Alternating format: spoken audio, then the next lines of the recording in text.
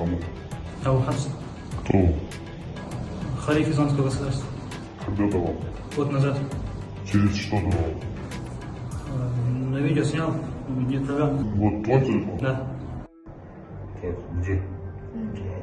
На видео обозрение он открыл скрытое приложение. Здесь имеются все радикального характера материалы. Вот покажи, какое видео ты. Все вот эти. Все?